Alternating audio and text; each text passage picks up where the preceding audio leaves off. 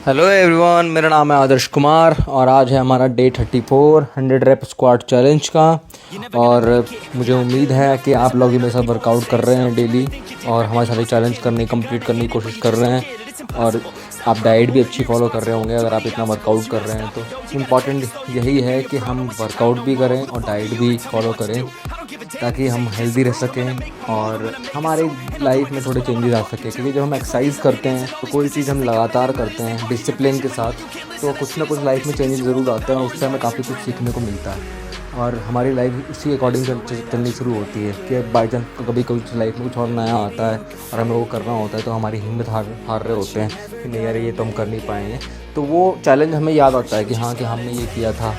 तो इस वजह से तो वहाँ से हमें हिम्मत मिल जाती है कि हमने जब वहाँ वो कर दिया था तो शायद हम ये भी कर सकते हैं। तो हमें एक हिम्मत मिल जाती है, एक भरोसा रहता है खुद पे कि हाँ हम कर सकते हैं। तो कुछ इसी तरीके से हम इस चैलेंज को भी कर रहे हैं। धीरे धीरे करके डे 34 तक पहुँच गए हैं हम। मुश्किल है क्योंकि हम डेली वर्कआउट कर रहे हैं, हम वर्कआउट छोड़ नहीं रहे हैं। 100 डेज़ तक करना है। इंपॉर्टेंट ये नहीं है मैं वेट मारे या कम वेट मारे। मैं 40 kg की मार पाता हूँ इसलिए मैं 40 kg ही करता हूँ। आप ज़्यादा मार सकते हो तो ज़्यादा कीजिए, आप कम मार सकते हो तो कम कीजिए। आप वेट नहीं मार सकते तो वेट मत यूज़ कीजिए, लेकिन 100 रेप्स स्क्वाट चैलेंज कंप्लीट कीजिए। कैसे भी बॉडी वेट स्क्वाट भी मारोगे आप 100 डेज़ तक 100 रेप्स, वो भी बहुत बड़ी बात है। आप सबके पे भी एनर्जी होती है, सबके पे भी स्ट्रेंथ होती है, तो उसी के अकॉर्डिंग सबको चलना होता है। लेकिन आपको जब ये डेली करना होगा तब ये चैलेंजिंग होगा आपके लिए काफ़ी। कि कभी बारिश हो रही है, कभी कुछ हो रहा है, कभी आपका मूड नहीं है, कभी आप थके हो, तो ये सब चीज़ें तब चैलेंजिंग होंगी क्योंकि डेली करना बहुत मुश्किल होता है। तो आज का दिन भी हमने कुछ इसी तरीके से स्टार्ट किया। डे 34 है, सैटरडे है और संडे है। कल हमारा डे 35 हो जाएगा कंप्लीट। तो आज के चैलेंज हमने कुछ इस तरीके से स्टार्ट किया। पहले मैंने 5 मिनट अपनी स्ट्रेचिंग करी अच्छे से और फिर उसके बाद मैंने अपनी ट्रेडमिल करी। और ट्रेडमिल में आजकल थोड़ी स्पीड यूज़ कर रहा हूँ तो मैंने 14 की स्पीड पे ट्रेडमिल करी। पहले 2 मिनट मैंने 10 की स्पीड पे रन किया और फिर उसके बाद लास्ट 8 मिनट मैंने 14 की स्पीड पे कंटिन्यूस रन किया। तो इससे मेरी बॉडी अच्छी खासी वार्म अप होगी। और फिर उसके बाद मैं अपनी स्क्वाट रैक लगाई, अपने वेट्स लगाए और अपना चैलेंज स्टार्ट किया।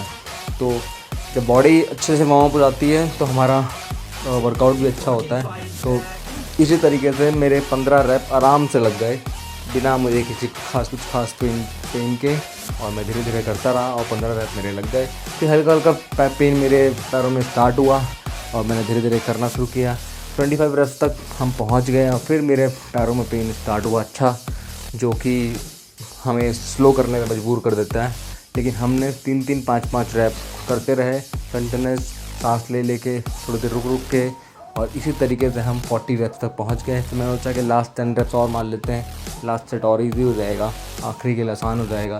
तो इसी तरीके से फिर हमने धीरे धीरे करके 2-2 रैप एक रैप करके 50 रैप्स कंप्लीट किए फर्स्ट सेट में। और फिर उसके बाद हमने स्ट्रेच किया, हल्का सा थोड़ा पानी पिया और हल्का सा रेस्ट किया। फिर उसके बाद हमने सेकंड सेट अपना स्टार्ट किया और मैंने सोचा कि इसको इस सेट में कंप्लीट कर देता हूँ ताकि 2 सेट में पूरा चैलेंज कंप्लीट हो जाए। लेकिन प्रॉब्लम ये आई कि 10 रैप्स के बाद ही मेरे पैरों में काफ़ी अच्छा खासा पेन होना शुरू हो गया। तो मैं धीरे धीरे 2-3 रैप करके 40 रैप तक पहुँच गया।